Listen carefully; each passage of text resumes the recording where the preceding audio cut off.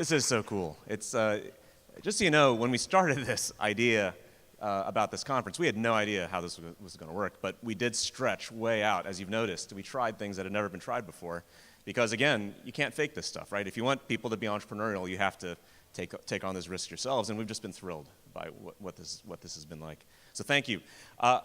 We sent out a call to you when we started this. We had people that we thought we'd like to have here, and we also asked people to see if they wanted to come as well, and other people invited other people, and we had this amazing group. You said yes, and you came, and you've been part of this amazing experience, which has really been one of the coolest gatherings, if not the coolest gathering I've ever been in my life. I want to thank you on behalf of the Coffman Foundation, the 58 partner organizations we've had involved, as well as the entire team of people that produced this thing. Thank you for participating, bringing your best self, bringing everything you got into this work. And thanks in advance for all the work you're going to do back in the community again. Once you leave the safe confines of this new tribe, you're going to be out there doing this hard work. And also, I'm not going to get another chance to do this, but thank you to the entire team behind this thing. It was an amazing, amazing effort.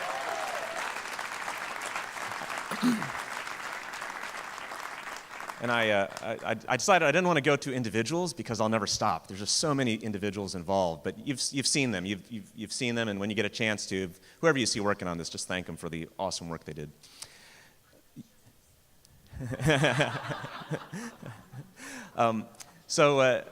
Well, basically thank everybody involved. Anyone who was involved, thank them. Yeah, gratitude it makes all the difference. You guys made commitments you wrote down on your postcards. So I was going to do a couple things. One, I was going to read you my own commitment to myself. So I'm going to get this mailed back to me in a few months. And I made this commitment to myself. One was to remember the power of this community and the energy of this moment.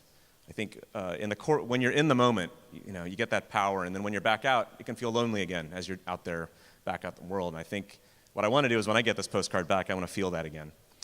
The other thing I told myself to do was to rededicate myself to this mission of empowering the makers, doers, and dreamers. When I get this postcard back in a few months, I want to remember that that's what we're setting out to do. That's what personally drives me, and I want to continue to feel that energy.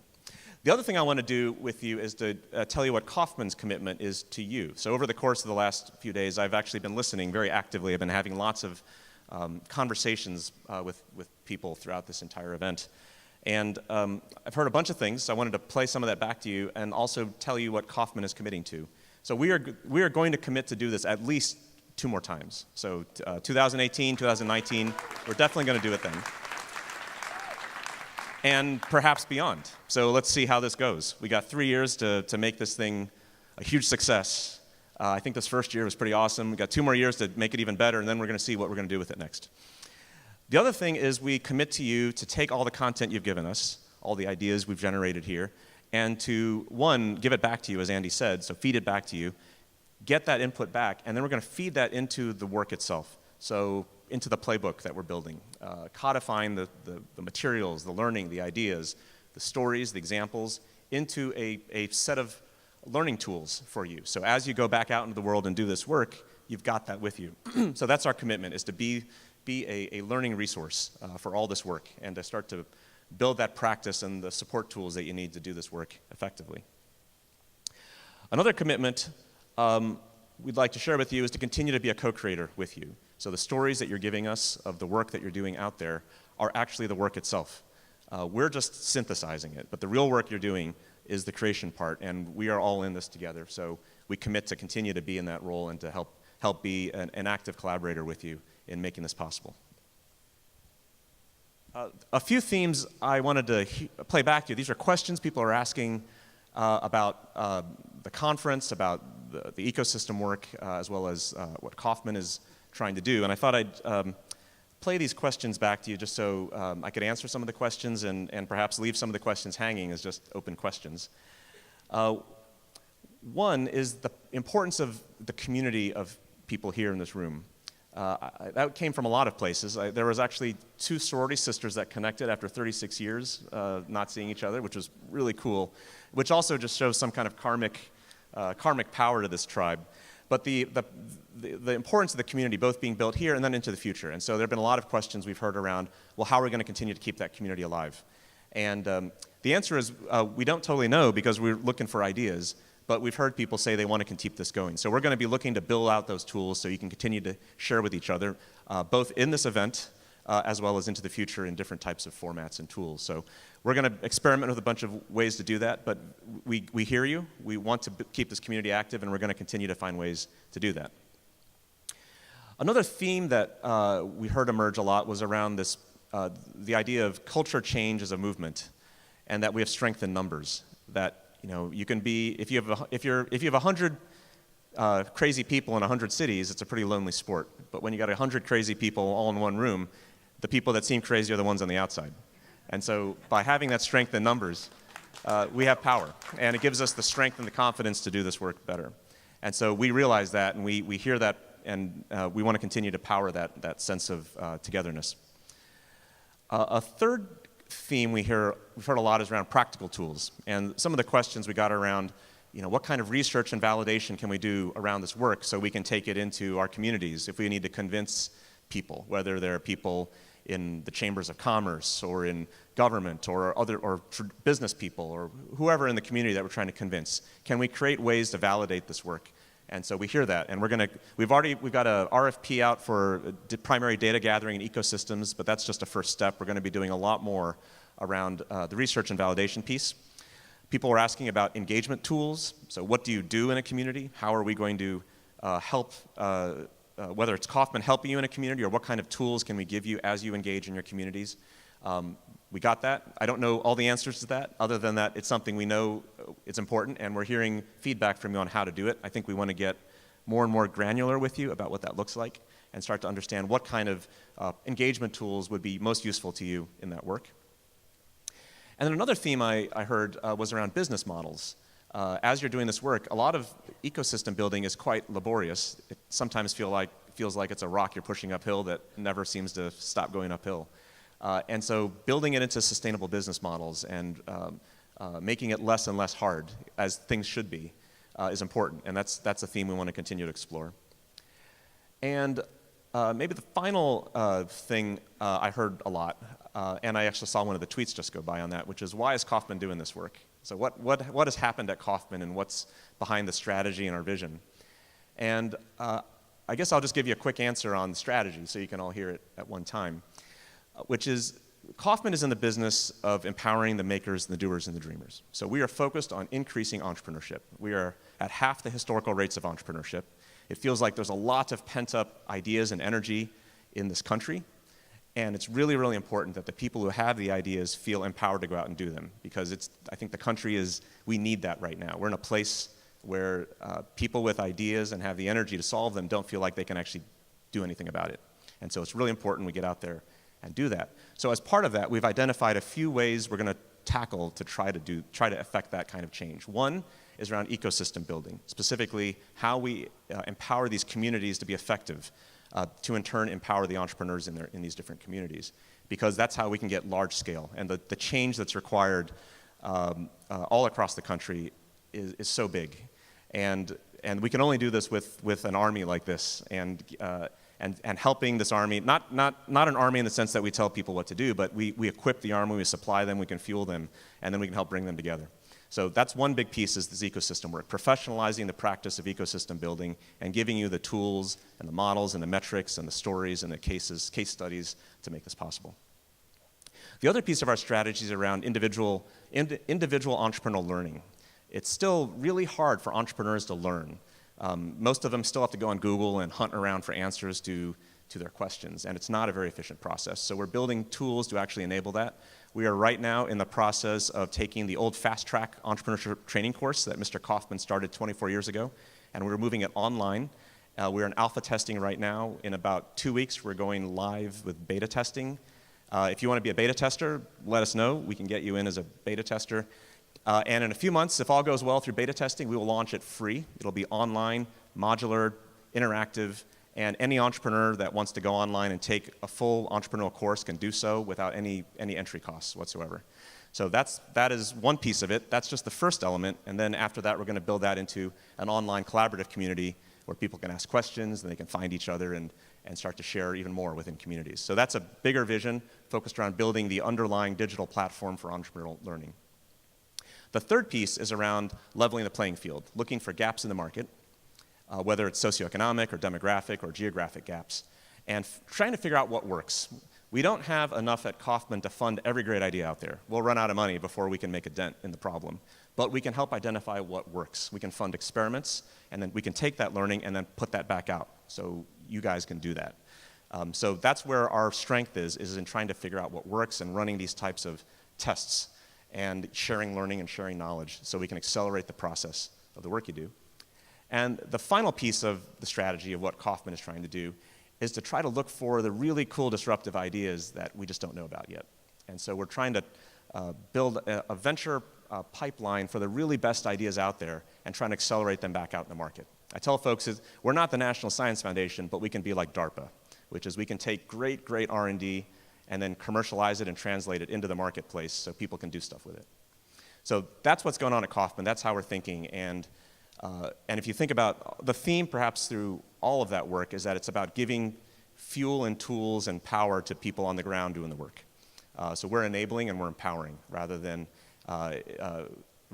any other. We're really trying. We are your partners in this, and our job is to fuel the great work that you're doing. So with that, I've just bored you to tears with our strategy, right? I am so thrilled to be able to hand this back over to Andy again, and just again from the bottom of our hearts, thank you so much for being part of this amazing collaborative, being part of such a heartwarming experience, and look forward to great success ahead with all of you. Thanks. Stop, sit down. I know you're practicing for the seventh inning stretch later on, so that's what that's all about. It's keeping on a baseball theme. Now I know what, at least in the National League, what batting eighth is all about. They walk you to get to the pitcher. I'm standing in between you and a baseball game, so I'll try to make it as fast as I can. But thank you all, Andy. First of all, your raise is in the mail. Yeah. As is, right? Thank you for those kind words and working with Victor as well, and with all of you, and with all of the Coffman staff. It's been a pleasure since I joined. In October. So I thought I'd spend a few minutes just giving you a little bit of insight on how this ESHIP Summit came together. When we started yesterday morning, I think we started with a backcast, right? Year 2025, backcasting from there, what led to the success of 2025. We did the same type of process with ESHIP Summit.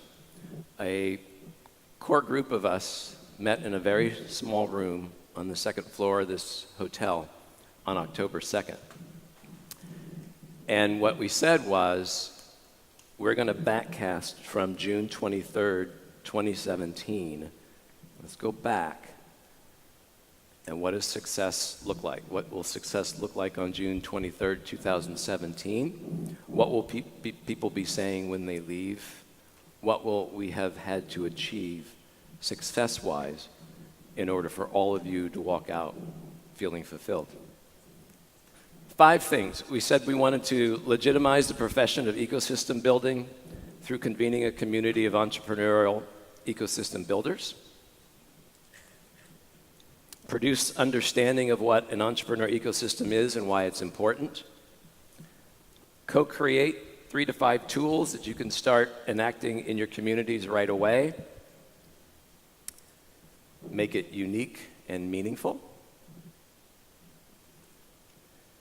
And make it the most intentionally diverse and inclusive event in entrepreneurship ever. And for those of you that were in the room that day with me, Ting and others with us, you remember I was very, very adamant on that last point. Because how many entrepreneurship-based events have we been to over the years where that last bullet point isn't really alive, right? So I know we've talked a lot about diversity and inclusion in the last day, 2.5 days. Stay with me just a little bit more. This is a quote by Mr. Coffman. I'll be quiet for a second while you take it in.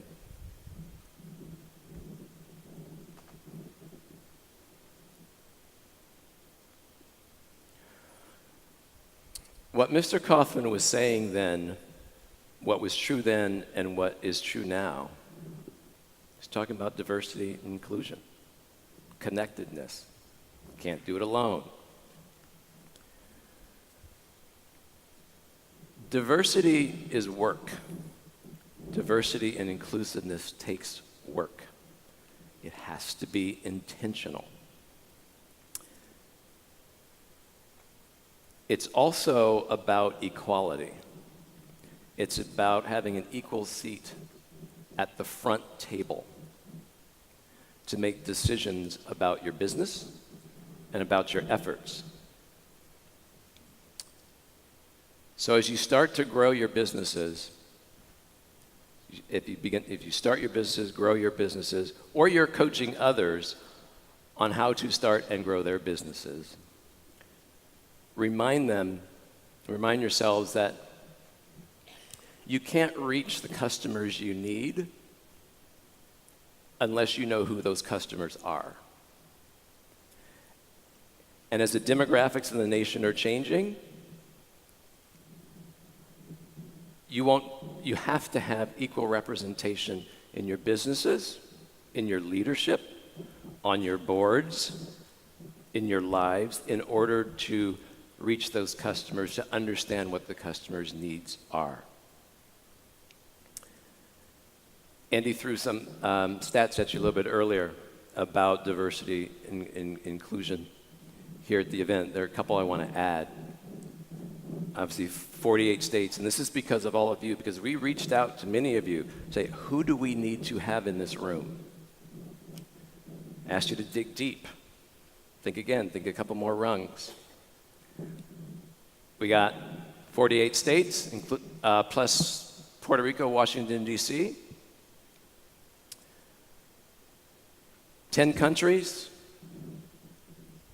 47% female attendance, 29% people of color. That took work. It was intentional.